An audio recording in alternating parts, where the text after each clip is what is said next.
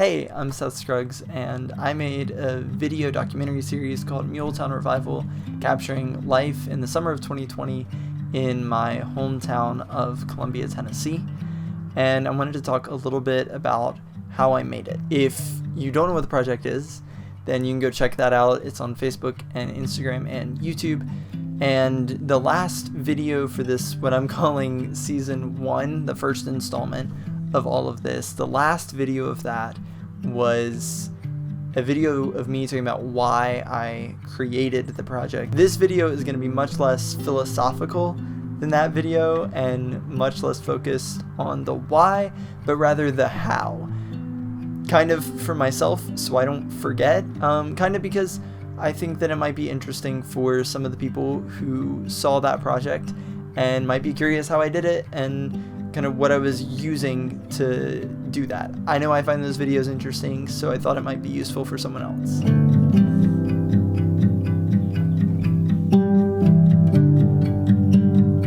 I am a firm believer in the use what you have and only buy the things that you need. I'm not really into the buying cool toys thing. So if you want to hear about cool toys, this isn't the video for you. What I do want to emphasize is that I bought everything that is in this kit that I used, other than a few things that were either given to me or loaned to me. And everything that I used was used for a reason. The first and main piece of gear that you probably want to know about is this camera. Actually, it's what I'm shooting this video on. It's the only camera that I own. It is what I shoot everything on, and it's a Sony a6300. I bought it because it's small, affordable, and it shoots 4K footage. Those were really important to me when I bought the camera, and they were a very important element of this project as a whole. Now, on the front of the camera for pretty much every single video was this guy. This is the 7 Artisans 35mm. It goes to f1.2. On this camera, it's the equivalent of about a 50mm, and I love it. It's small, it's affordable. I actually bought that off of Friend for about $50, but they're not much more online. They give a great image. They're not without their faults, but for the most part, I think it's wonderful. Now, around the camera is a cage that I bought from Small Rig that allows me to rig up all sorts of things on it. Right now, as well as for all the interviews, it was a monitor arm that is holding a monitor that I bought from Best View on Amazon for about $100. No, it's not the best monitor in the world, but it does what I need it to do, which is tell me if I'm in focus, tell me if things are exposed properly, and give me a bigger image to see. Now, one of the most overlooked elements of video is audio.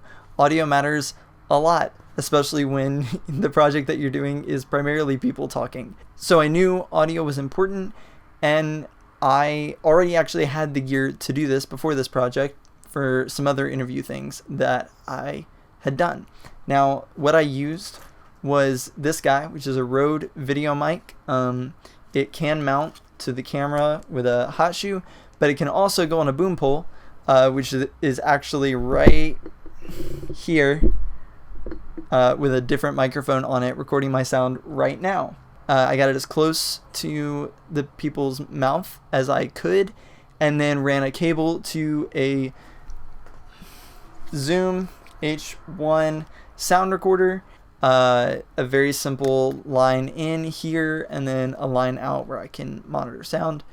It was a very great resource and allowed me to get better sound than if the microphone was mounted to the camera, because I was very far away, trying to keep 6 feet at least between me and the interviewee.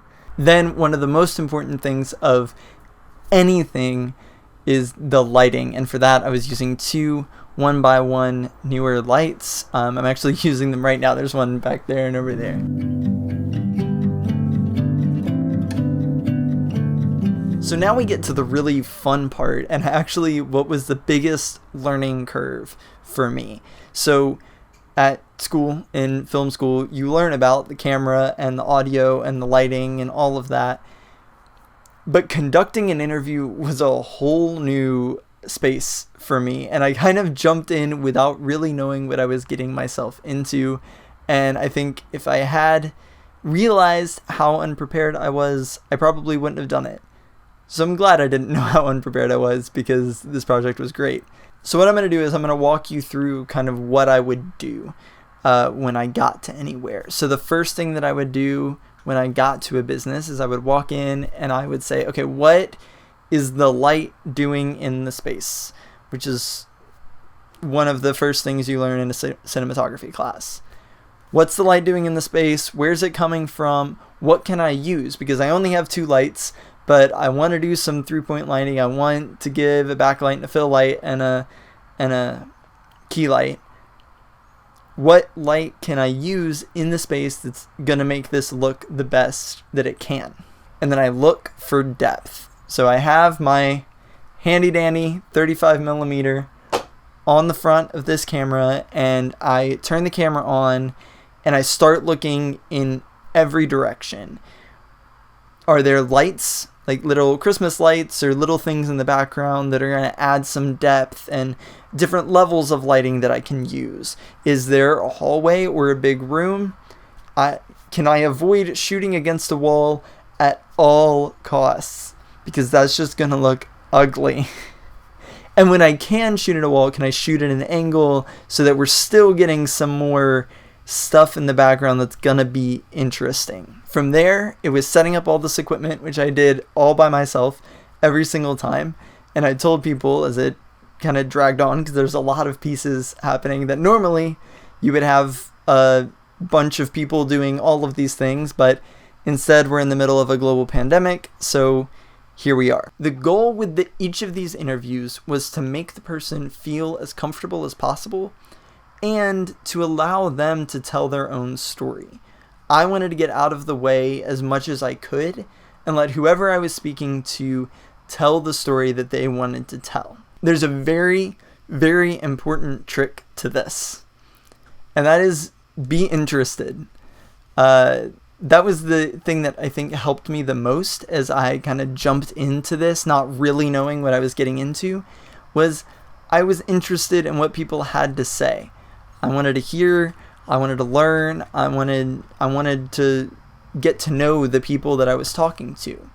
So because I wanted to do that, talking to them and actually having a conversation came really easily.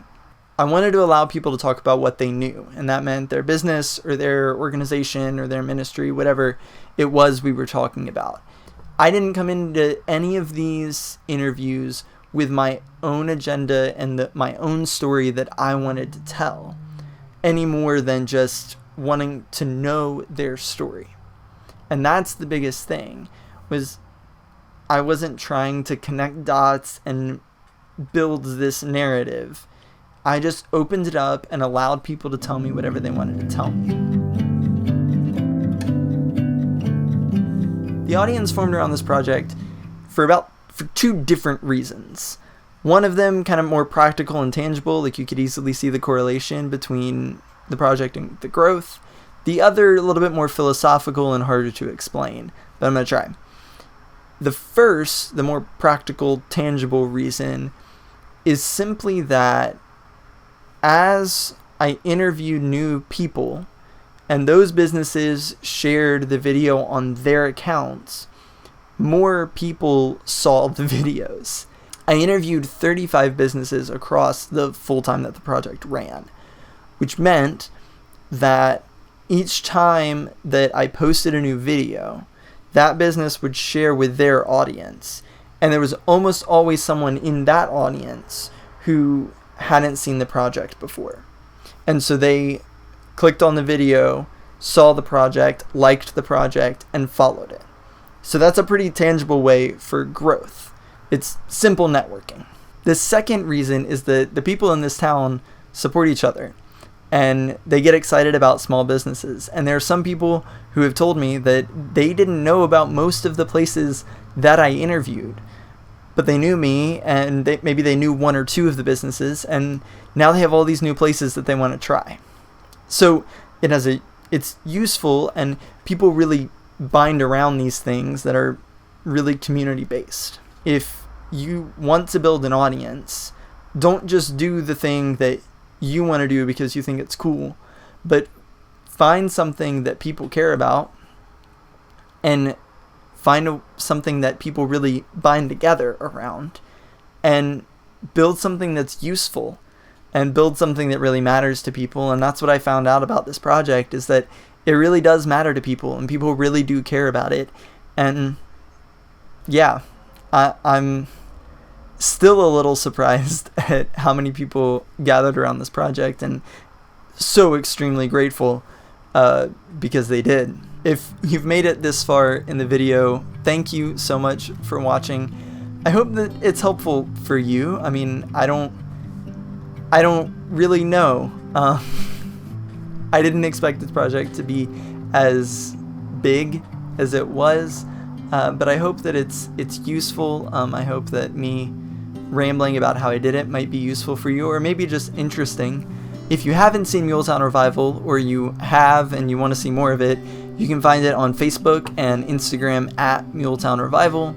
You can also find it on YouTube. There will be a link for that in the description, and you can subscribe to the YouTube channel. I hope to be putting more stuff out that's Muletown Revival related, and yeah, that's a good place. If you're subscribed and you like and follow both of those pages, you definitely will not miss any of the things that I have planned for that.